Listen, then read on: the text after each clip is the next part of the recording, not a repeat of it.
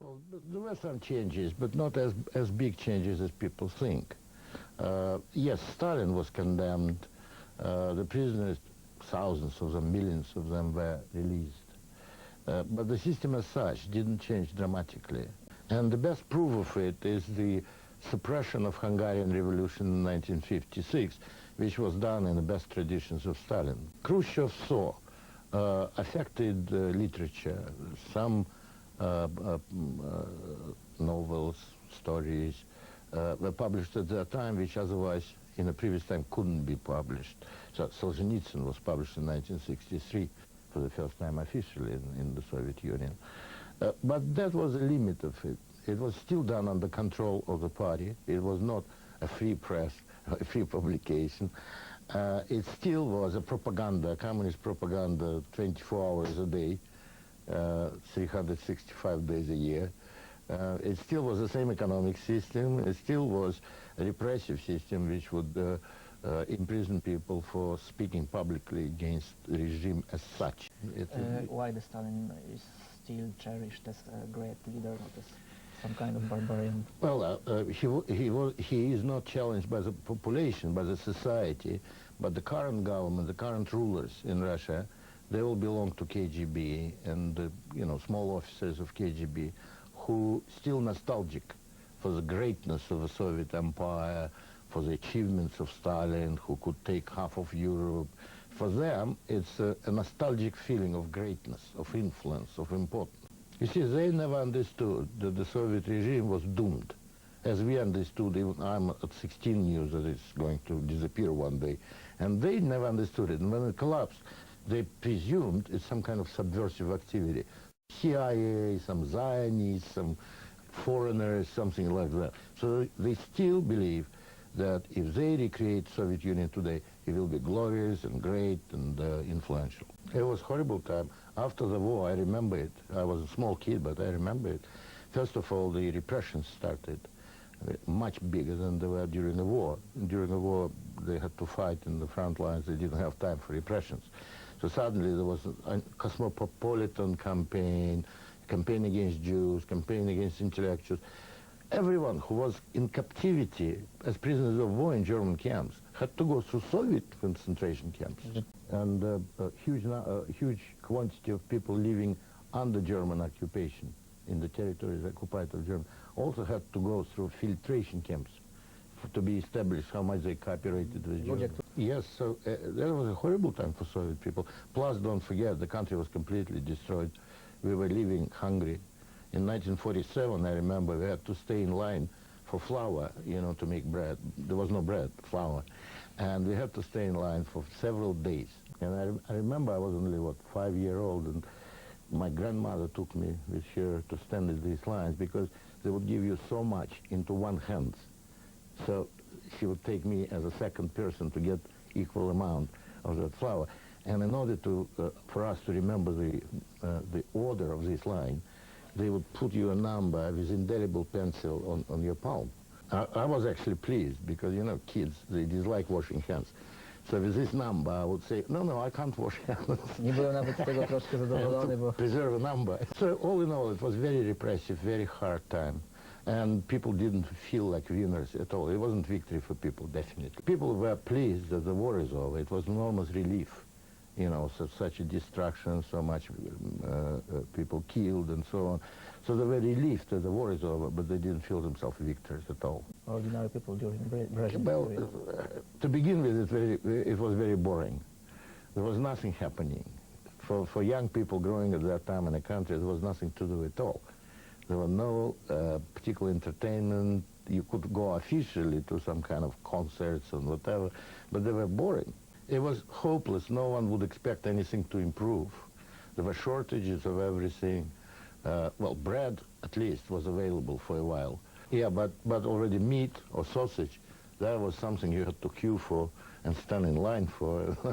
So mostly people, even ordinary people, those who were not particularly interested in politics, just to have some information, would listen to foreign broadcasts, to BBC Russian Service, Voice of America, Radio Liberty, and so on and so forth. And all the authorities would jam it you still could manage to get through and to listen to at least something, to know what's going on in the world. What was your activity then? Oh, I was in jail already. I was in jail 4 times. Altogether, in sum, it will be something like 12 years. So we started as a small group of young people organizing poetry reading, mostly of the poets who were executed under Stalin or forbidden. That gave the rise, emergence of samizdat, the self-publication system, which later became massive in the country. Mm-hmm. So that's how the human rights movement in the Soviet Union started, which grew very rapidly throughout the 60s. By 1968, it was quite a considerable movement in the country. The number of people who would openly challenge the authority was not that big. It probably was 3,000 across the country, but they were quite prominent people. I mean, there were members of Academy, there were like Sakharov. But that was only visible part of it. Invisible part, we don't know how many people were. For example, those who were engaged in printing and distributing samizdat. How many hundreds of thousands of people were involved in it, we don't know. So what is the gist of communism? It is ideology, almost a religion, which is forced on people who might disbelieve it completely, but who would be forced to pretend that they believe it. Everything in the country had to be done according to this ideology. All the structures of a country, all campaigns they conducted, they were all verified according to ideology. Anyone who would object to that ideology was considered to be a especially dangerous state criminal. So, plus, don't forget that it also means that the owner of every enterprise in the country is the state. You don't have private property. So, wherever you work for the state. And if you do something against the state, they can actually bar you from any job. So you go and die of hunger. So communism is a system of total ideological control of every sphere of life. It's an ideology of extreme collectivism, where individual will denied. So who took advantages and who was proud of it?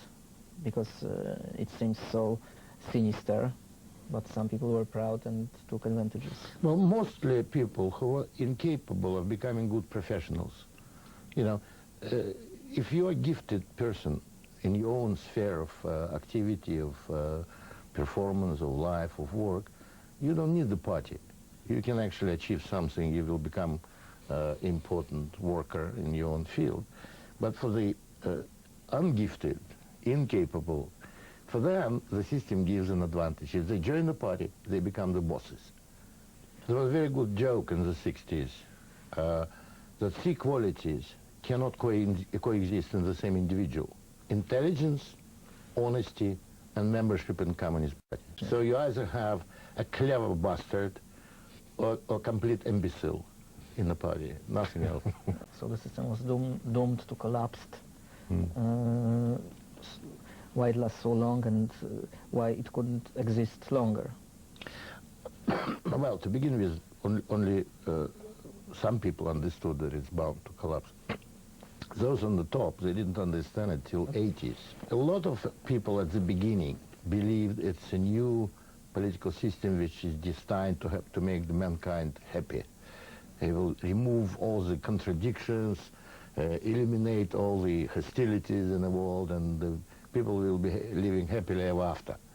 That was utopians, and they were at the beginning. At the time when I was living in the Soviet Union, there were no utopians anymore. It was obviously a very unproductive, very awkward system, very wasteful system, which couldn't exist in any other country but in Russia, because Russia is an incredibly rich country.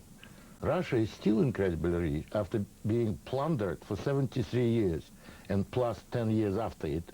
It still has plenty of oil, gas, gold, diamonds, timber, coal, iron, whatever you call it. And if you try to introduce that system in any small country, it will be dead within a month. I remember the joke at the time, what will happen if they introduce socialism in Sahara Desert? Yeah, the first thing, the sand disappeared. Zabraknie piasku. Incredible system. When you read the documents of Central Committee, you can see, for example, that they are quite capable of creating a revolution on another side of the globe but they couldn't provide its own population with bread or even with table salt. It is. I mean, in the 80s, they investigated shortages of table salt in Russia. And I saw the documents of Central Committee. Politburo was trying to understand, why do we have shortage of salt?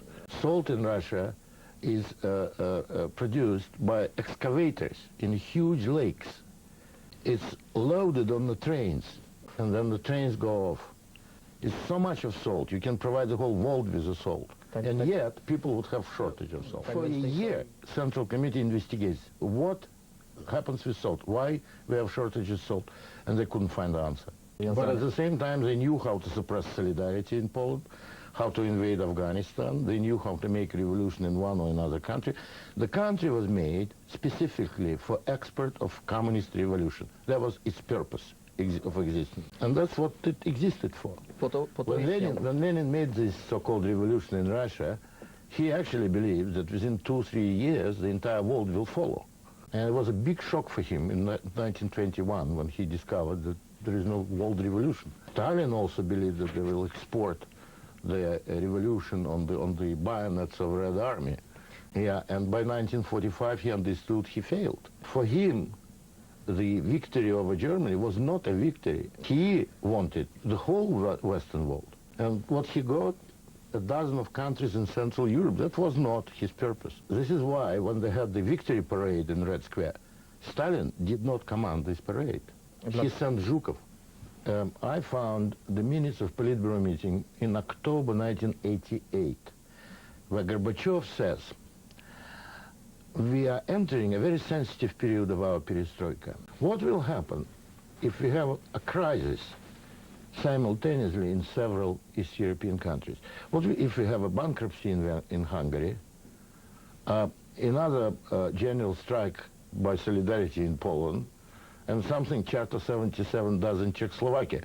And he says, we will be caught in a very wrong position. We would not be able to send the troops because our perestroika is deliberately done without the violence and without applying force, and yet we cannot accept this kind of changes. So we have to find a way, comrades, he said, how to distance ourselves from these problems and make them less painful for us if they happen. So he ordered his colleagues in Politburo to work out a decision what to do, and to report it on the meeting of Politburo in January of 1989. Now, that decision of January 1989, I never found. But there are some indirect indications of what it was. It was a decision to make, to simulate revolutions in Eastern Europe. And it was decided to do that through the channels of KGB. We know, for example, that in charge of this operation was General Grushko, deputy head of intelligence department of KGB. And he did that through intelligence departments of these countries, not through the internal KGB, because intelligence department is somewhat different and a thing apart. The KGB could leak that out to their party bosses. The intelligence department wouldn't. So that's why it was done. So in Czechoslovakia, for example, General Lawrence of Czech security, who was in charge of Czech intelligence service, was in charge of what was happening in Czechoslovakia. And what he did, they have organized through their channels some unrest among students, and the police was ordered to suppress it. As a result of suppression, ostensibly, one student was killed. When the Czech government, after it, under Václav Havel, investigated it, they discovered that this young fellow, A, was not a student, but a young KGB officer, and B, he is pretty much alive.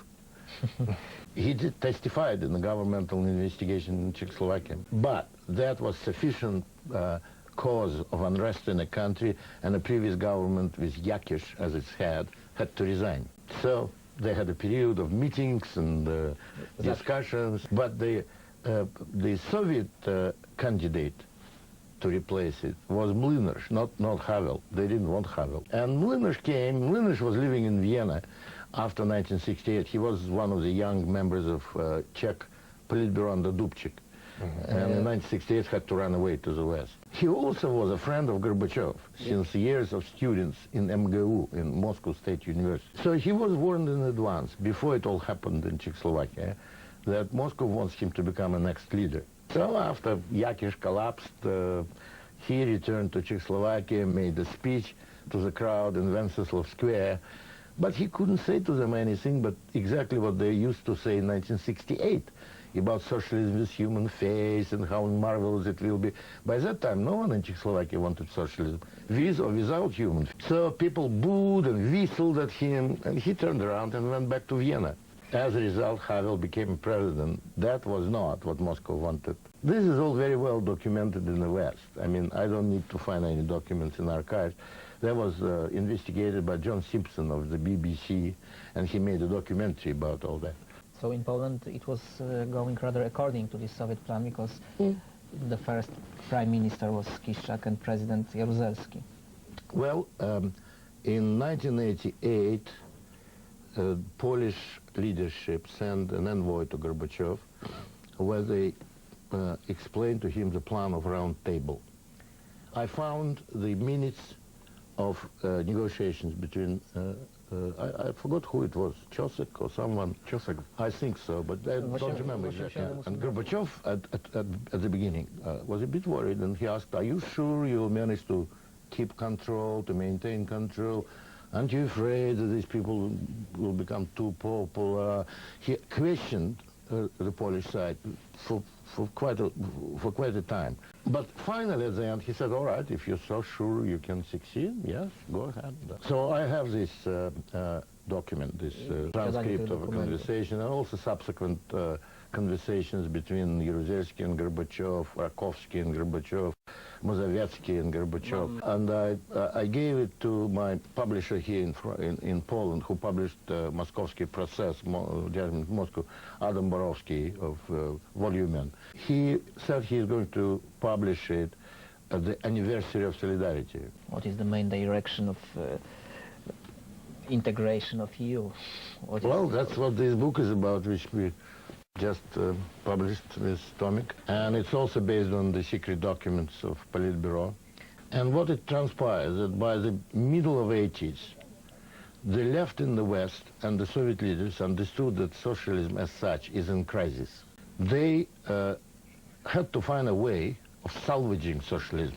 And one of the ideas they all kind of agreed on is that if they take over European project and turn it upside down, that will help them to salvage socialism. If before that time we had the just common market in Europe, a trade arrangement for freedom of movement of goods and labor and capitals in Europe, but there was no attempt of creating a federal state or bureaucracy. They decided that if they take over this project, they will make it a federal state. And that will help them forever to establish their values, their ideology, because the structure is not democratic. Right from the beginning, they understood that if Soviet Union would become milder, a milder version of communism, more of socialism, and the Western Europe will become social democratic, then they would have what they called convergency. This is why the European structures, when it happened, are so remarkably similar to the structures of the Soviet Union. Structurally, they are very much alike. That was deliberate in order to have these two structures fitting each other. This is why Gorbachev could conduct this operation in Central Europe, in Eastern Europe, with the so-called phony revolution, because this region would have been forever sandwiched between the socialist European Union and the Soviet Union. That was devilish plan. You know, if you want to run away from Soviet influence, you go to the West, without even thinking that they're already in agreement. Well, the eastern part of that building collapsed, as we know, but the western part continued to build exactly on the same lines. They didn't change anything. And today, when you join the European Union, you are actually joining a milder version of the Soviet Union. Profesjonalny eksport rewolucji. Professional export of revolution. Well, it's more than that. I mean, it's kind of a manipulation of the whole number of countries. Yeah, I quote Mitterrand, Monsieur Mitterrand, the French president. when the Soviet Union was already almost collapsing, he was very keen on supporting it. He didn't want it to collapse. And he explains to Gorbachev in 1991, a few months before it collapsed. He explained, we need very strong Soviet Union in the East in order to control all the countries which are between us. So why socialism must persist? Well, it's very convenient for a huge number of people who otherwise would hardly be successful in life. Look at these commissars in Europe, in Brussels. They're like our members of Politburo. They live in paradise. They earn huge amount of money. They don't pay tax. They have immunity from prosecution for life, so they can steal as much as they wish. They have incredible power over the whole continent and no responsibility. And look who is appointed to these commissars. The most incapable people. Jacques Delors was such a disastrous Minister of Finances that even socialist government had to sack him. Neil Kinnock from Britain, the leader of Labour Party, was such a disastrous Labour Party leader that he couldn't win elections 3 times on end. At the end, he became a commissar in Europe. We have Peter Mandelson in British government, personal friend of Tony Blair, who was so corrupt. He was caught 3 times on corruption, being minister of different ministers. There were 3 scandals. Finally, he was made a commissar in Brussels, and so on and so forth. Romano Prodi was a disastrous politician in Italy, completely incapable. He became European commissar, and so on and so forth. You look at them, they're the most incapable people. They probably wouldn't earn anything in their life if you wouldn't give them a position of some kind of socialist commissar. Well, all this socialist experimentation in Europe, like it was in the Soviet Union, created a special nomenclatura, hundreds of thousands of bureaucrats who are incapable of doing anything but to distribute somebody else's wealth. So, do you expect them to give it away? No. They don't care about people. They don't care what will happen to Poland or to England or to France. They care about themselves. Economic model adopted by European Union is somewhat different from the Soviet. This is because the whole concept of socialism after 1980s went into a transformation. If previously private ownership was blamed for all the ills on earth, so from the beginning of 80s, end of 80s, that is changed. The property, private ownership is not forbidden anymore. But the model will be more close to the Swedish model of socialism, where they never had nationalization. They retained the private ownership of production, but they had incredibly high taxes. So that is a northern, as they call it, northern model of socialism, which European Union adopted. Well, it's a long story. It's a family legend. Some of my ancestors, one of my ancestors, took part in the Kostyushka uprising and was exiled to Russia. First he was exiled to Siberia, but then was allowed to settle in the central part of Russia, and he settled in Tambov district. That small town from which my father is originated, at least half of population have the same name, Bukovsky. So that Szlachtic must have been very successful in proliferating. So well, there is no need to create a federal state in Europe. Why don't you have a common market? By 1980s, we already had a fully integrated common market in Europe. We didn't need to go further. So why don't we return to that stage? To the stage before the left wing took over the whole project and turned it upside down. There is nothing wrong in free trade and movement of goods and capital across the border. That's fine. What we don't need is a federal bureaucratic structure which would govern everyone.